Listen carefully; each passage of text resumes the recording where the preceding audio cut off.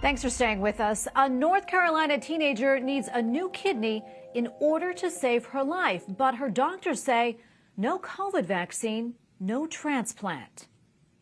Joining us tonight are Chrissy Hicks and Lee Hicks, mother and father of 14-year-old Yulia Hicks. Chrissy and Lee, thank you so much for joining us and taking the time to speak with us.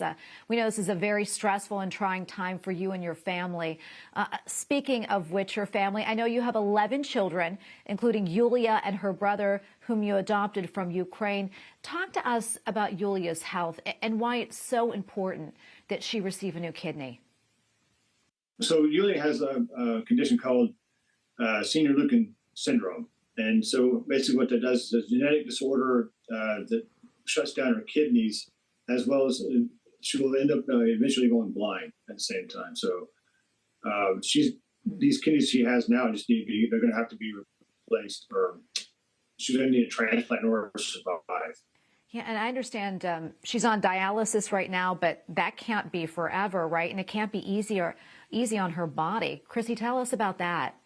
So luckily we went with peritoneal dialysis. So it's dialysis that goes through the peritoneum of the abdomen. We do that at home every night. So Yulia is actually end stage 5. So her kidneys are pretty much not functioning anymore. So the dialysis is doing all the filtering for her. I'm not sure how long she can be on peritoneal dialysis. I know that people have been on it for years, but we're at the point where Yulia is really healthy, and we would love to be able to do the transplant while she's still in a very, very healthy state. Yeah, and Lee, I know that you decided not to give her the COVID-19 vaccine. Tell us why you made that decision, and now why that decision is keeping her from receiving a life-saving surgery. So I could let Chrissy answer this better than I can, but it comes down to this vaccine uses aborted fetal cells, and that's something we've never given any of our children because we don't believe in that. I'll let Chrissy go ahead and finish that answer, but it's basically we have made this a choice, a decision that was not something we were going to give our children. Yeah, so we have always asked for religious exemptions for our children for all of the vaccines that have aborted fetal cells in them, and this is just another one of them. But on top of that, there's so many other reasons why we're pushing back against this vaccine.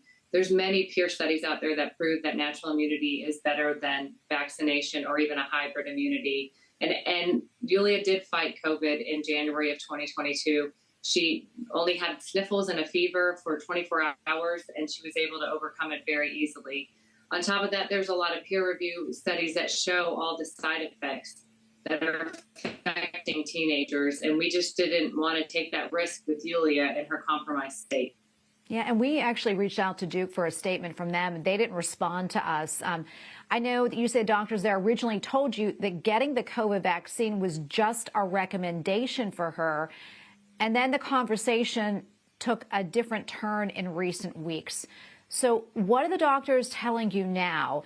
And why this sudden change? And did you tell them about your concerns? So, yeah, absolutely. They've known about our concerns with this vaccine the last 2 years we've been dealing with Duke. So they've had that, but at that time it was not a requirement for a transplant. So where do things stand right now with you all? Are you looking at other hospitals? Do you have any other options? Yes, just because of the love and outpouring of support that we've been getting from the YuliaGrace.com site, people have reached out to us and told us where they have been able to get transplants without the vaccine. And so we are actually applying to hospitals in both Florida and Texas this week, and we have to wait to see if Yulia gets accepted.